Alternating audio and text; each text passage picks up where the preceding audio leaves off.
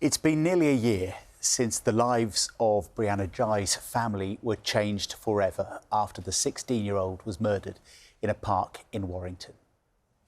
Last week, the two teenagers who killed Brianna were sentenced to life in prison. Brianna's mum, Esther Ghey, joins us now. Morning, Esther. Thank you so much for coming in to talk to us. I know the last few days have been a whirlwind for you of dealing with the sentencing, talking to people like us. How are you? I'm okay, thank you. Yeah. I'm keeping busy and keeping positive is helping me, and yes, I'm feeling all right. Yeah. And doing that in Brianna's name. That's what this is all about. Yeah, definitely about creating a legacy for Brianna and helping other people that are struggling the way that she was struggling. So yes, Brianna struggled with the mental health. She had anxiety, and I've mentioned before that she was self-harming. She had an eating disorder, and I don't think that she was the only one. I think there's many parents now that are struggling the way that I was, and we need to do something to help people. So, tell us about that struggle. How was she struggling, and how were you struggling as her mum?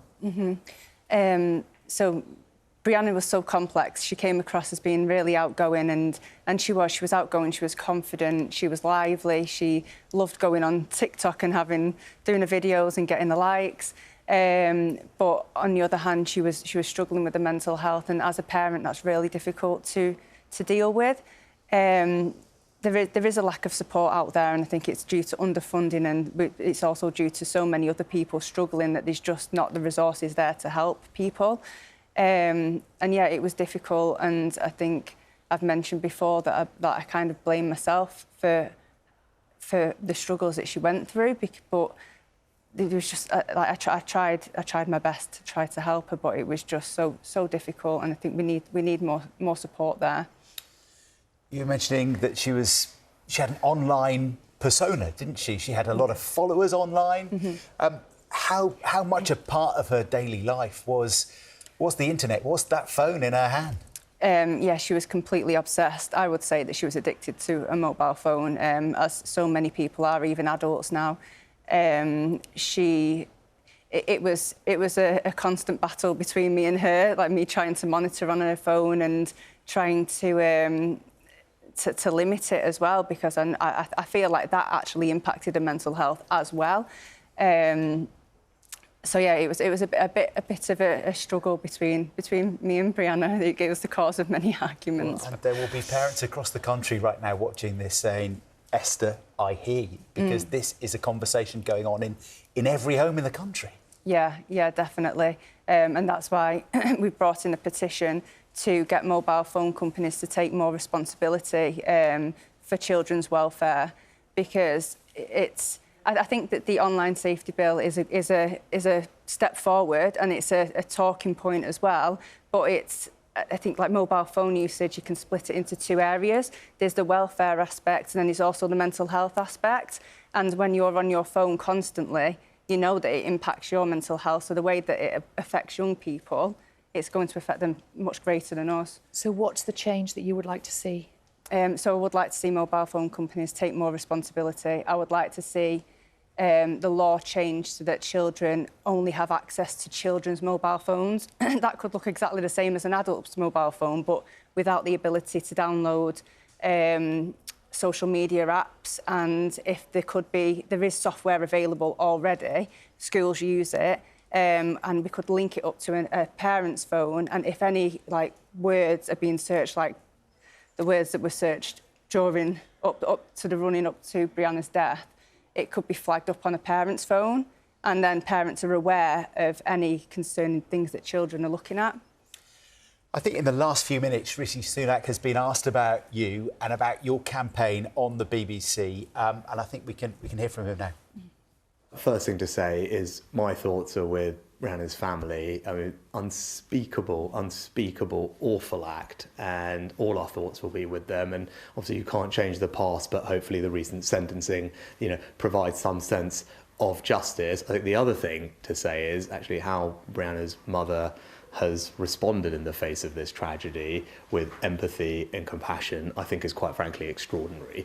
and it is just a mark of her and an enormous amount of humanity in the face of something that is the worst of humanity, that she has done that, and I think she deserves enormous praise for that. Now look, as a parent, I also, I'm always worried about social media and what my young girls are exposed to. That's why I'm pleased that we have passed the Online Safety Act over the last year, and that means that the regulator now has tough new powers to control what is exposed to children online, and if the big social media companies don't comply with that, the regulator is able to levy very significant fines on them, and the priority now is making sure that that new act is up and running and working and making a difference. So he says the regulator, Ofcom, has the powers now because of his new legislation. We've spoken to Ofcom this morning, who say, well, if you want really big changes like changing phones for kids, then it's going to be up to the politicians. Well, what do you think?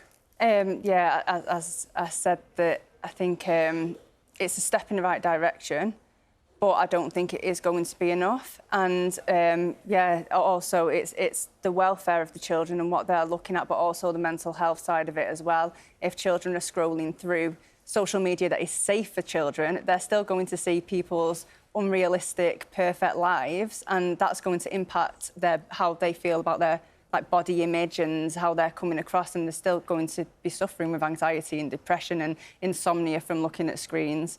So I think it's not enough. I think that we do need something a little bit more drastic for children. Like a law change, another one? Yeah. Yeah, and we've spoken to Ofcom this morning, to their chief executive, Dame Melanie Dawes. She also says she's got enormous respect for you and the way you're campaigning. She said she'd be willing to sit down in a room and talk to you about the kinds of changes that you want to see. What would you say to that? Yeah, I would really appreciate the opportunity to sit down and have a talk about it. Yeah, and I think it's always important to understand other people's opinions on things. It's good to have a debate and to really, yeah, that's how you move forward, and that's how you can actually make change. So yeah, I would jump at that opportunity. That's you're saying words which may appear extraordinary to some people listening to you, because I know you have also spoken about the possibility of sitting down and talking with the mother of one of your daughter's killers. Is that something that might happen? Have you made any further progression in that?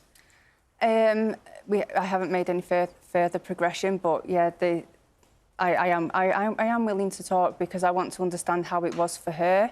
And she's gone through something so unimaginable as well. And she has also lost a child. I don't blame the parents, and I don't blame the parents. They were old enough to know what they were doing, and it isn't. Yeah. Did you know them before this happened? Did you know of them? No, I didn't. No. So there was no direct contact. Have you been given any indication at all about whether they would want to talk to you? Or? No, I don't know. I don't know at the moment. But yeah, I'm always here to talk when they feel ready to speak as well. Some people won't understand how you're able to do that. How are you able to do that? I think that from my experience with Brianna and her phone usage, I understand how hard it is to monitor children, and I think that in today's society, young people can hide things so well, and it's just so difficult to be a parent now. So I get it. It's one thing being difficult to be a parent. It's a whole new level of impossible to go through what you and your family have been through. And then all the scrutiny, and yet you feel your strength of purpose here this morning, just wanting to get out there and be part of the conversation. I mean, it must be utterly surreal for you, that all of a sudden the Prime Minister's talking about you, and the head of Ofcom says that she will meet you. You never expected to be in this position. No, I didn't, but the other campaign that I've been running is the Peace in Mind campaign, which it aims to get a mindfulness teacher in every school in Warrington, and then we're going to spread it across England. So I'm in Parliament tomorrow to watch our Labour MP Charlotte Nichols debate about it. And I think that me having this mindfulness practice in place before what happened to Brianna has built a level of mental resilience, and I do really feel that it has helped me, and I want other people to experience that as well and to be able to build mental resilience and empathy and like self-compassion too. And I think that if you're fit mentally, then you can take anything on, really. So you're in Parliament tomorrow? Yes. Would you welcome a meeting with the Prime Minister tomorrow to talk about the changes you would like to be made? Yes, yeah, definitely, yeah. And what would you say directly to him? I think that I would say that the online safety bill isn't enough, that we need to do something a little bit more drastic to protect children right now. And yeah, if there's a chance of meeting him, I'll have a bit more of a think tonight. Do you think, looking back now, that a mobile phone was the start of all of this? Content on a mobile phone started all of this? I'm not sure whether it started it all, but it definitely didn't help. I think that the content that they were looking at online, it probably fed what was already there. But yes, yeah, I think that mobile phones have a lot to answer for, and it's not just in the case of Brianna, it's in the case of mental health in so many young people across the country. You know, I think we talk sometimes about mindfulness, that you're campaigning mindfulness going to schools. For people who are watching this morning say, I don't really get what mindfulness is, just explain what it is in a practical term. What would you like to see being taught and explained to kids, to all of us? So I think that mindfulness needs to be embedded into every school. There's so much time during when they're taking the register, they could just sit there and have 5 minutes of say, reflection. It's not all about meditation, although I like to meditate every morning. But it's building mental fitness, the same way that if you would go to the gym and you will build muscles by using heavier weights, it's the same kind of thing. So it's just exercise for your brain. And yeah, like I say, it can increase empathy, it can increase self-compassion.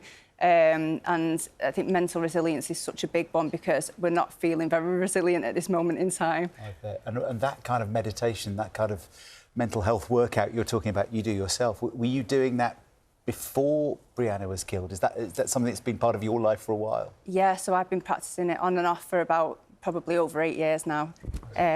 So yeah, and I do really think that it's helped me during the most difficult time of my life. Yeah.